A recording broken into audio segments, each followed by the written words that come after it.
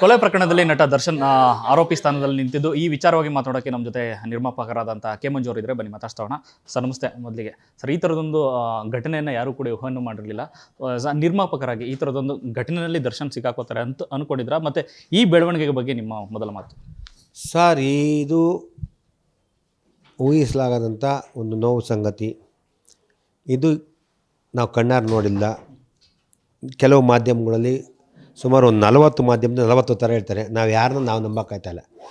ಇವ್ರು ಹೇಳಿದ ಅವ್ರು ಹೇಳಿಲ್ಲ, ಅವ್ರು ಹೇಳಿದ ಅವ್ರು ಹೇಳಿದಿಲ್ಲ. ಇಲ್ಲಿ ನನಗೆ ದರ್ಶನ್ ಅವರು ಆರೋಪಿ ಅಂತ ಮಾತ್ರ ಗೊತ್ತು, ಅವ್ರು ಮಾಡಿದಂತೆ. ಯಾಕಂದರೆ ದರ್ಶನ್ ಅವರು ಈಗ ತುಂಬ ನೋವಲ್ಲಿದ್ದಾರೆ. ಅವರು ಪಶ್ಚಾತ್ತಾಪ ಪಡ್ತಾರೆ. ಅವರು ಯಾರ ಬಗ್ಗೆ ನೇಣು ಹೇಳ್ತಾಯಿಲ್ಲ.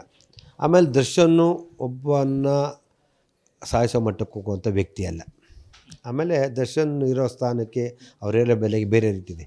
ಇದೇನಾಗಿದೆ ಅಂತ ಗೊತ್ತಿಲ್ಲ. ಅದರಿಂದ ಆಗಬಾರ್ದಾಯಿತು ಆಗಿದೆ. ಇವತ್ತು ಅವ್ರ ಕುಟುಂಬಕ್ಕೆ ಒಳ್ಳೆಯದಾಗಲಿ. ಅವ್ರಿಗೆ ಆ ಮಗು ಏನು ಇದೆ ಅವ್ರಿಗೆ ನಮ್ಮ ಸರ್ಕಾರ ದಯವಿಟ್ಟು 100 ಪೋಸ್ಟ್ ಇರ್ತದೆ. ಸರ್ಕಾರ ಹುಡುಗಿಗೆ ಒಂದು ಕೆಲಸ ಕೊಟ್ಟು ಒಳ್ಳೇದು ಮಾಡಿಕೊಡ್ಲಿ. ಅವ್ರ ತಾಯಿ ತಂದೆಗೆ ದರ್ಶನ್ ಬಂದಮೇಲೆ ಗ್ಯಾರಂಟಿ ಅವ್ರು ಸಹಾಯ ಮಾಡ್ತಾರೆ.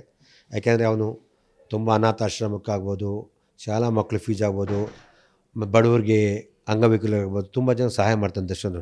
ವರ್ಷಕ್ಕೆ ಒಂದು 2.5-3 ಕೋಟಿ ಸಹಾಯ ಮಾಡೋದ್ರಿಂದ ಅವನು ಈ ವಿಷಯದಲ್ಲಿ ಮಾಡಿಕೊಡ್ತಾರೆ ಅಂತ ನನಗೆ ನಂಬಿಕೆ ಇದೆ. ಆಮೇಲೆ ದರ್ಶನ್ ಅವ್ರ ಜೊತೆಲಿರೋರಿಗೂ ಬಿಡಲ್ಲ, ಎಲ್ಲರಿಗೂ ಒಳ್ಳೇದು ಮಾಡ್ತಾರೆ. ಆಮೇಲೆ ಇದನ್ನು ನಾವು ದರ್ಶನ್ ಅವರು ನಾನು ಕೇಳ್ಪಟ್ಟ ಪ್ರಕಾರ A7 A8 ಇತ್ತು, ಯಾರು ಹೇಳ್ಬಿಟ್ಟು A2 ಮಾಡಿದ್ದಾರೆ ಅಂತ ಹೇಳಿದ್ರು. ಅದೇ ನನಗೆ ಗೊತ್ತಿಲ್ಲ. ನಾನು ನೋಡ್ದೆ ನಂಗೆ ಅದಕ್ಕೆ ನ್ಯಾಯಾಲಯ ಇದೆ, ನ್ಯಾಯಮೂರ್ತಿಗಳಿದ್ದಾರೆ. ನಮ್ಮ ಪೊಲೀಸರು ಏನು ಸಬ್ಮಿಟ್ ಮಾಡಿದ್ದಾರೆ ಅದನ್ನು ನ್ಯಾಯಾಲಯ ನೋಡಿ ಕೂಲಂಕುಷ ಮಾಡಿ ದಯವಿಟ್ಟು ಇದನ್ನು ಬೇಗ ಒಂದು ಒಳ್ಳೆಯ ರೀತಿ ಬಂದು ಒಳ್ಳೆಯದಾಗಲಿ, ಆರೋಪದ ಮುಕ್ತರಾಗಲಿ ಅಂತ ನಾನು ಭಗವಂತ ಕೇಳ್ತೀನಿ. ನಿಮ್ಮ ಪ್ರಕಾರ ಈಗ ಪ್ರಕರಣದಲ್ಲಿ ಯಾರ್ದೋ ಬೇರೆಯವರು ಕೈವಾಡ ಇದೆ ರಾಜಕೀಯ ವ್ಯಕ್ತಿಗಳದ್ದು ಅಂತಿದೆಯಾ? ಪಾಪ ರಾಜಕೀಯದವ್ರ ಸಿನಿಮಾದವ್ರಿಗೆ ಯಾರಿಗೂ ಅಷ್ಟು ಇದು ಮಾಡಲ್ಲ ರೀ. ರಾಜಕೀಯದವ್ರು ಸಿನಿಮಾದವ್ರು ಪ್ರೀತಿಸ್ತಾರೆ, ಯಾರೂ ಮಾಡಲ್ಲ. ಕೆಲವರು ಅನ್ಕೋತಾರೆ ಸುಮ್ಮನೆ. ಈಗ ಸಿನಿಮಾದವ್ರಿಗೆ ರಾಜಕೀಯ ಸಂಬಂಧ, ಸಿನಿಮಾದವ್ರು ರಾಜಕೀಯದ ಕರ್ಕೊಂಡು ಕ್ಯಾನ್ವಾಸ್ ಕರ್ಕೊಂಡು ಹೋಗ್ತಾರೆ. ಅದು ಬಿಟ್ಟರೆ ಬೇರೆ ಯಾರು ಸಿನಿಮಾದವ್ರನ್ನ ಯಾವ ರಾಜಕೀಯದ ದ್ವೇಷಿಸಲ್ಲ, ಪ್ರೀತಿಸ್ತಾರೆ. ಅದನ್ನು ನಾವು ತಪ್ಪಾಗಿ ಹೇಳಬಾರ್ದು. ತುಂಬ ಜನ ಹೇಳ್ತಾರೆ, ಯಾರು ಅವ್ರ ಬಗ್ಗೆ ಹೇಳ್ತಾರೆ. ಆ ಥರ ಯಾರಿಲ್ಲ. ನಮ್ಮ ಸಿನಿಮಾದವ್ರನ್ನ ಎಲ್ಲ ರಾಜಕೀಯದ ಗಣ್ಯರು ಪ್ರೀತಿಸ್ತಾರೆ. ಅದರ ಎರಡನೇ ಮಾತು ಯಾರು ದ್ವೇಷ ಇಲ್ಲ ಅಂತ ಹೇಳಕ್ಕೆ ಇಷ್ಟಪಡ್ತೀನಿ. A8 ಇಂದ A2ಗೆ ತರಬೇಕು ಅಂತಂದರೆ ಭಾಳ ಅಂದರೆ ಯಾರು ಇರ್ಬೋದು ಸರ್ ಆ ಥರ? ದರ್ಶನ್ ಅವ್ರನ್ನೇ ವಿರೋಧಿಯಾಗಿ ನಿಂತು ಆ ಮಟ್ಟಿಗೆ ದ್ವೇಷ ಯಾರಿಗಿದೆ ಅಂತ? ನಾನು ಸಿನಿಮಾನೇನ ಕಲೆಕ್ಷನ್ ಕೇಳಿದ್ರೆ ಇರ್ಬೋದಿತ್ತು. ಇದೆಲ್ಲ ಮಾಧ್ಯಮದವ್ರು ನಿಮಗೆ ಗೊತ್ತಿರ್ತದೆ. ನೀವು ಊಹೆ ಮಾಡಿ ಯಾರು ಇರ್ಬೋದು, ಯಾರು ಇದರಿಂದ ಪಿನ್ನಲ್ಲಿ ಇರ್ತಾರೆ, ಇದಕ್ಕೆ ಯಾರು ಗಾಸಿಪು ಅಂತ. ಅದರಿಂದ ನಮಗೆ ಗೊತ್ತಿಲ್ಲ.